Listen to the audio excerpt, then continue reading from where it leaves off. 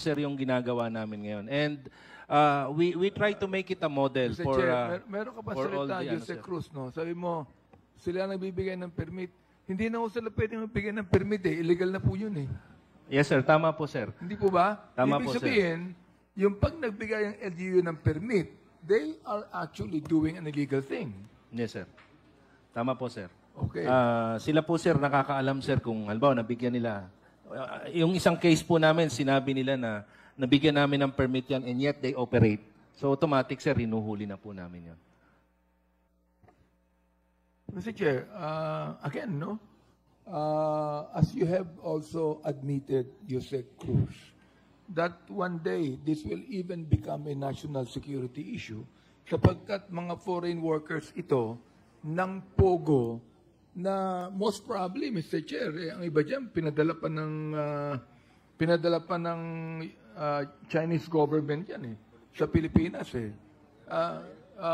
di ba? I mean, you know, that could be possible. Am I right, Jose Cruz? Ibig sabihin pinabayaan na ng Chinese government yung kanilang mga citizen na magpakalat-kalat sa ating bansa. Oh, am I right, Mr. Chair? Pinabayaan na ng Chinese government. So therefore, anong pwede natin gawin dito to actually control this problem that will become bigger later on, and it will somehow become a national security issue because involved na po dito ang foreign government.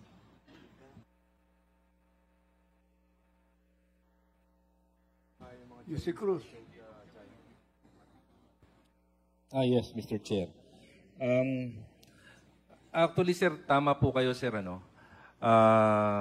kadalasan po, every time we raided hubs or even the smaller POGO operations, sir, may presence po ng mga wanted persons. Nandun, may mga nahuhuli pa rin po tayong wanted persons once they were subjected to biometrics. Nalalaman po natin I think, Mr. Chair, my question is not being answered properly. No, I'm sorry, Jose Cruz, pero mukhang hindi nasagot yung tanong ko So, okay, let me ask the NBI about this. I'd like to find out the NBI. What are the... Kayo po ba involved dito? O sapagkat nasa inyo na yung yung focus tungkol dito Thank you, Mr. Chair. For the most part, I join and support the report of the good General Jose Cruz when he said na wala na itong halos papeles or undocumented na ito dahil nga kinuha ito ng mga employers. Kung wala na itong papeles, undocumented na ito, they cannot leave the country. Kaya nandito lang sila, pakalat-kalat. That's one point, Mr. Chair. And to contextualize, nandito pa ho kasi yung technology, nandito pa rin yung infrastructure. The big bosses left. The persona of the big bosses left, but the workers are still very much around. They cannot now leave just easily kasi nga walang dokumento. And they cannot register legit businesses kasi nga, again, walang dokumento. But there are still subsisting or like lease contracts.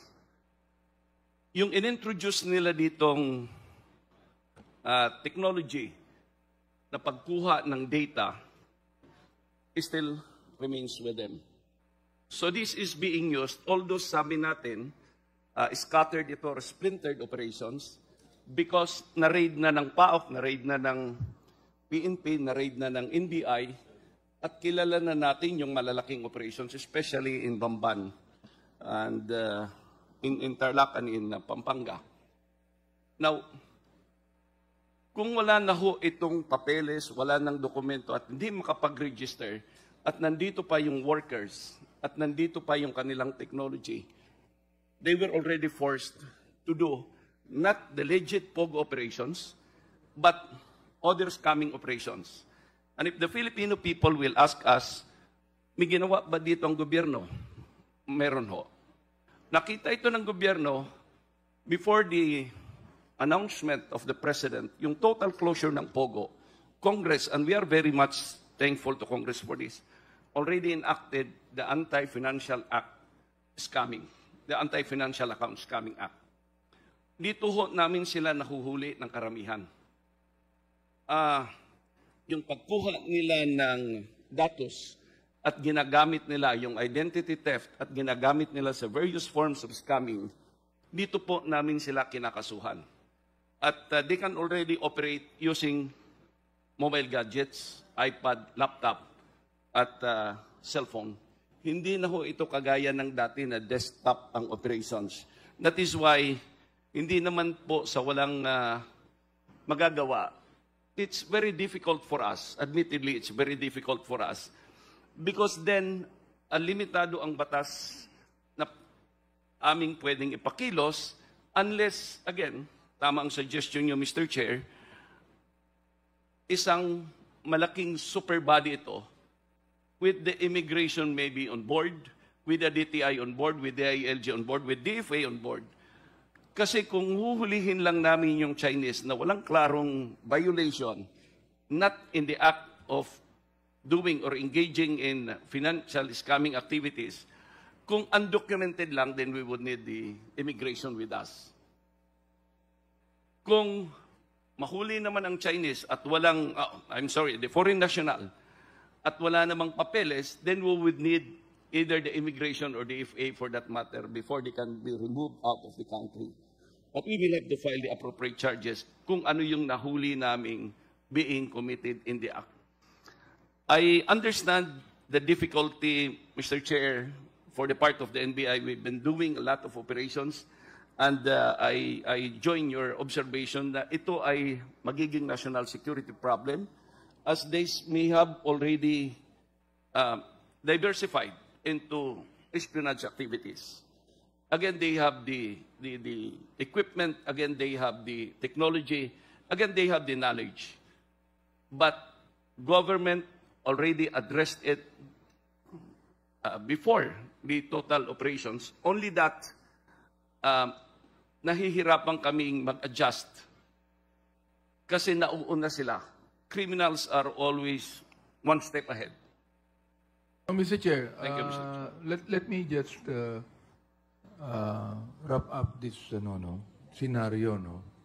Now, of course, the Quadcom is being heard by a lot of Filipino people. No? Ibig sabihin, humahanap ng kasagutan ang taong bayan tungkol dito. At we have to admit, Mr. Chair, that the Quadcom is quite limited to that. No? Kinakailangan po namin ng tulong ninyo. Now, you also admitted, RD, na talaga may difficulty. No? And you also said, Mr. Chair, that there should be a law as far as giving this an all-government approach or a super body. So again, Quadcom na ang bahala dyan na mag-isip ng law. Pero wala na po tayong panahon dyan at this point in time, di ba? Oo. So, gusto ko naman tanungin, Mr. Chair, ang immigration po natin. For example, like, hindi pa natin pwedeng aresto itong mga to sapagkat illegal aliens na ho ito. At kung hindi natin pwedeng pa-deport itong mga taong to, can we not put that in quarantine, for example? Oo.